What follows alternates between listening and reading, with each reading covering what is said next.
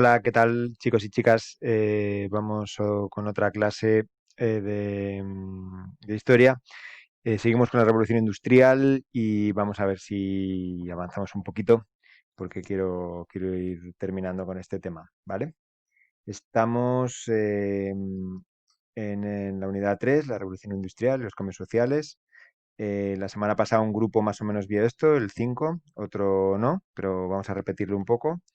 Vamos a ver el 6 y el 7 y el 8. Todo bastante resumido, ¿eh? Así que no os preocupéis. ¿Vale? Pues nada, el otro día vimos un poco la expansión de la revolución industrial. Sabemos que la revolución industrial sucedió en Inglaterra y poco a poco pues fue llegando a otros países, ¿no? A ver, con un grupo, pues sí que les mandé un vídeo un poco más específico, pero con el otro, con el grupo de las chicas, vamos a decirlo, pues no habíamos visto mucho esto. Simplemente tenéis que saber que en Europa hubo varios centros industriales. El principal estaba en Bélgica, en Francia también. Y bueno, aunque llegó un poquito más tarde, la zona de Alemania se convirtió en la zona más industrial de Europa y hoy en día sigue siéndolo, ¿no? De hecho, Alemania acabó superando a Inglaterra como foco industrial. Eso fue uno de los motivos de la Primera Guerra Mundial, como veremos. El resto de Europa, pues la industrialización pues, fue un poquito tardía. En Italia, pues un poco el norte, que es una zona bastante industrial hoy día también, donde está la fábrica de la Fiat y donde, bueno, Milán, Turín, estas ciudades son súper industriales también. Y bueno, Rusia también. Rusia se convirtió en una zona industrial, pero siempre ha sido un poco, no ha funcionado nunca del todo bien. Y bueno, los otros países como por ejemplo pues los Balcanes, lo que era el Imperio Otomano o lo que es España, pues han tenido una industrialización siempre muy débil. En España prácticamente la industrialización ha estado situada en Cataluña, en el País Vasco y un poquito en Asturias. País Vasco, Bilbao, si habéis estado alguna vez en Bilbao, sí que es una ciudad bastante industrial. Y Barcelona es una ciudad donde se nota mucho el elemento burgués, de los burgueses y el peso de la industria textil. De hecho, hoy día sigue siendo así. Si veis productos fabricados en España, la mayoría están fabricados o en el País Vasco o en Cataluña. El resto de España y Portugal, pues prácticamente no ha tenido industrialización. En Madrid tenemos poca industrialización, ¿no? ¿Vale? Un poco esto. Países mediterráneos apenas industrializan. Simplemente saber que llega a Bélgica, a Francia, sobre todo a Alemania, que es muy importante. Lo que os he contado un poco del norte de Italia, que eso será un poquito más tardío, pero bueno, es bastante importante.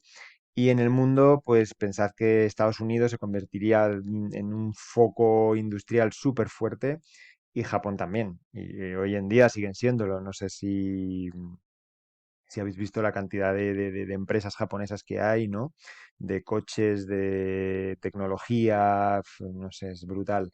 Y Estados Unidos sigue siendo un lugar súper industrial y bueno, los coches, la primera fabricación de coches en serie, lo vimos, fue en Estados Unidos, la fábrica Ford y bueno, muchísimos tipos de industrias, pero bueno, la industria del automóvil se desarrolló en Estados Unidos muy fuerte y también, bueno, ya sabéis, en Alemania, ¿no? Con todas estas marcas que vimos el otro día, BMW, Mercedes-Benz y bastantes más. Bueno, vamos a hablar, hemos visto la expansión, vamos a hablar un poquito lo estoy resumiendo bastante, bastante, bastante.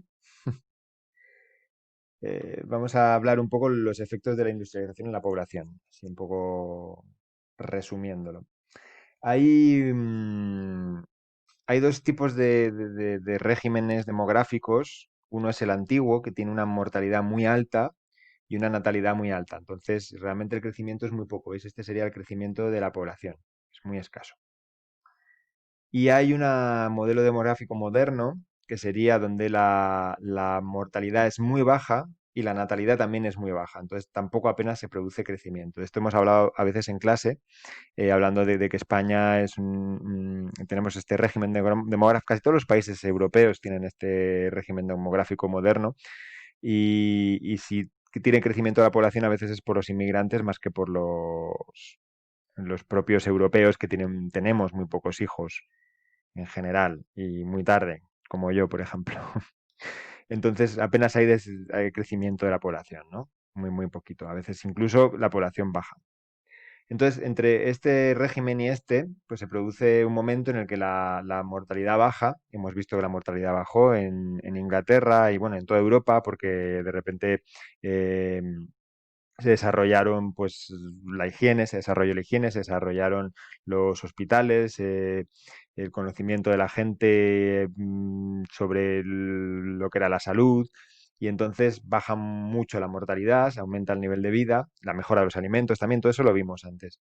Y durante un tiempo pues la natalidad no baja, la natalidad tarda en bajar, entonces este es el momento de la revolución industrial. Hay muchísimo crecimiento de la población porque de repente la mortalidad ha bajado y la natalidad sigue alta. Veis que aquí esto es muy poco el crecimiento y de repente pues aquí hay muchísimo. Todo esto es crecimiento de la población. Entonces hay, digamos, excedente de población, hay muchísima población, muchísima fuerza de trabajo, muchísimo consumo y bueno, todo esto hace que se produzcan muchas migraciones. Migraciones en los propios países, porque mucha gente que vive en el campo empieza a ir a las ciudades, que es donde se está desarrollando las industrias. En el campo también había trabajo, pero como se está mejorando las formas de cultivo y también como hay un excedente de población, pues realmente donde la gente puede trabajar es en las ciudades. Entonces se cogen el tren, que ya hemos visto que es un invento de esta época, se van a la ciudad y allí a buscarse la vida, ¿no?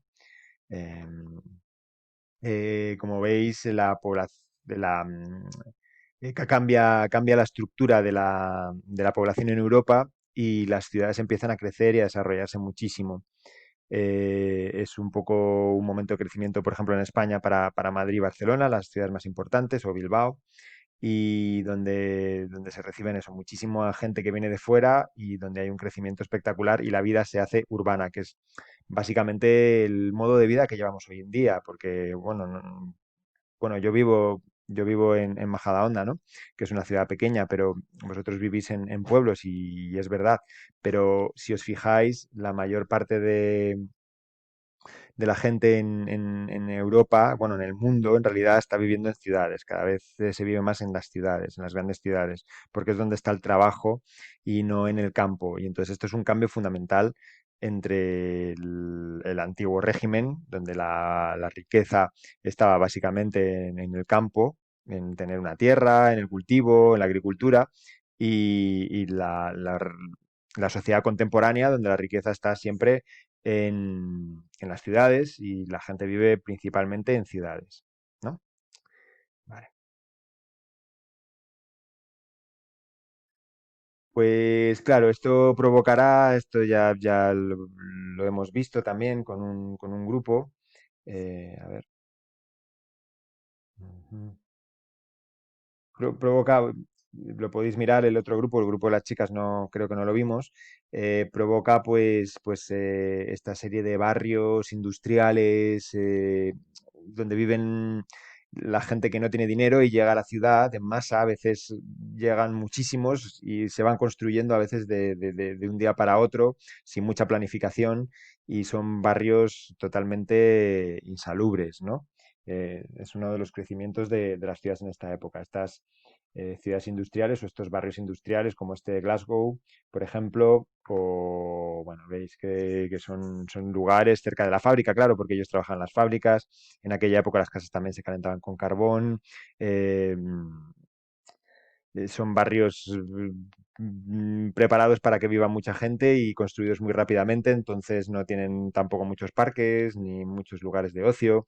Eh, Son lugares un poquito deprimentes, con una serie de niños que abandonan rápido los estudios porque tienen que trabajar y bueno, toda esta esta serie de circunstancias que luego pues configurarán en lo que el movimiento obrero, ¿no? Lo que veremos más adelante como movimiento obrero.